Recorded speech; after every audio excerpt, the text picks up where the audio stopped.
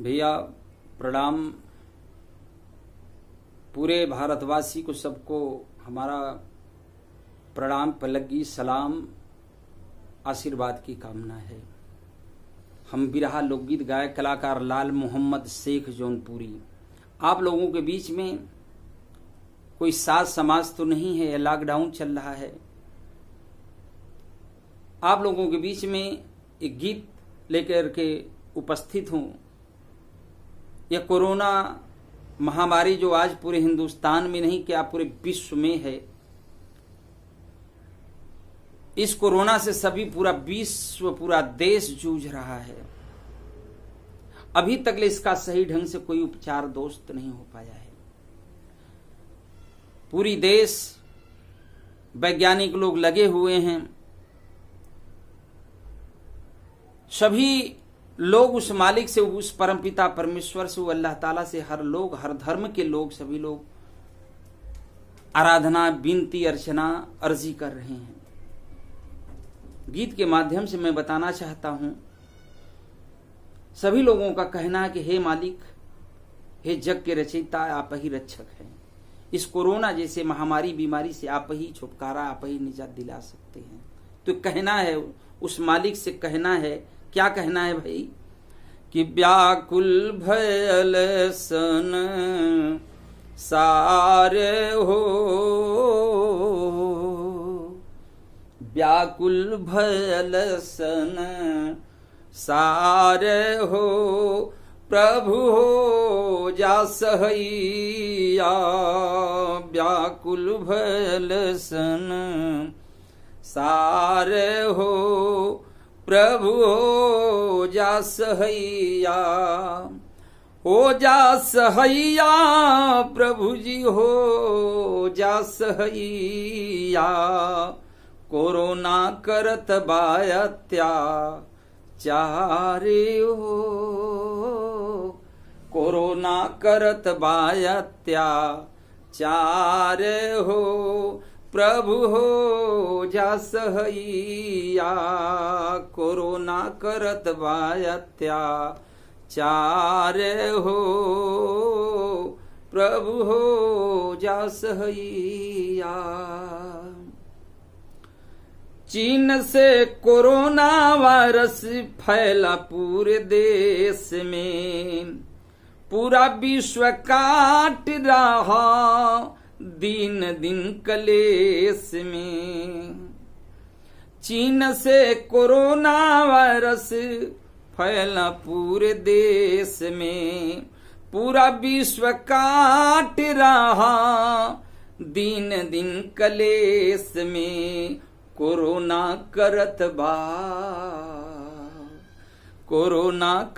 बा नरसंहारे हो, प्रभु हो जा सहैया। कोरोना करत बा नरसंहारे हो, प्रभु हो जा सहैया। शोक के सगरावा में डूबल हिंदुस्तान हो, राम श्याम आके करा जग के कल्याण हो।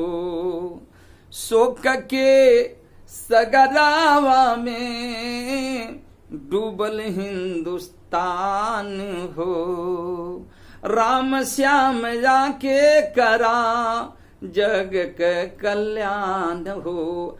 एकर कारा कौनो उपचारे हो,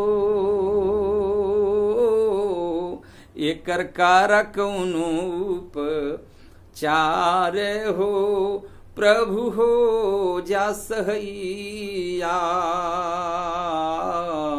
एकर कारा कौनो उपचारे हो, प्रभु हो जा सहैया।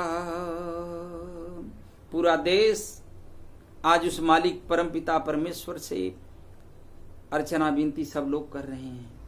हर एक देश के लोग, ऐसे ऐसे शक्तिशाली देश अपने आप को जो लगाने वाले कि हमारे जैसा कोई देश नहीं है।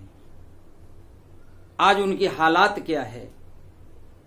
हर देश की हुकूमत सोचे केवल राज हमार बा, एक से एक शक्तिशाली लोग भइल आज सियार बा।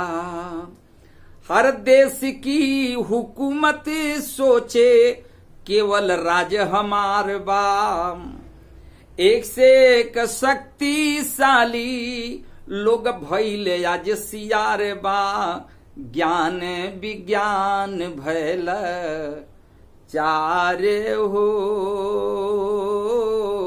ज्ञान विज्ञान भैल चारे हो। प्रभु हो जा सहैया व्याकुल भयल सन सारे हो। प्रभु हो जा सहैया। जग के रचयिता है हो जगी के विधाता, बिनती अर्जी करीला हे हो मेरे दाता। जग के रचयिता है हो जग के विधाता, बिनती अर्जी करीला हे हो मेरे दाता।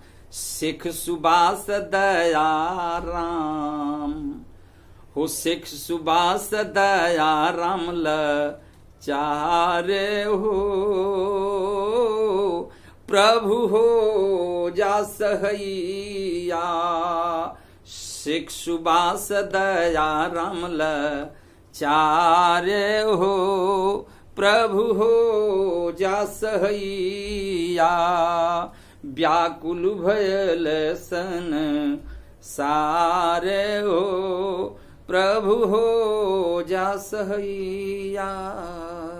कोरोना करत बा अत्याचार हो, प्रभु हो जा सहैया। कोरोना करत बा नरसंहार हो, प्रभु हो जा सहैया। हो प्रभु हो जा सहैया। भैया प्रणाम।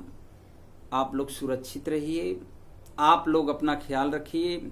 हमें उम्मीद है, आप लोगों को पूरी दुनिया को उम्मीद है कि वह रखवाला, वह मालिक, वह अल्लाह ताला, वह परम पिता परमेश्वर हमें, आपको, पूरी दुनिया को, हमारे पूरे हिंदुस्तान को जल्द से जल्द इस कोरोना से, महामारी से निजात, छुटकारा दिलाएगा और इस कोरोना से भारत जीतेगा। जय हिंद, जय भारत।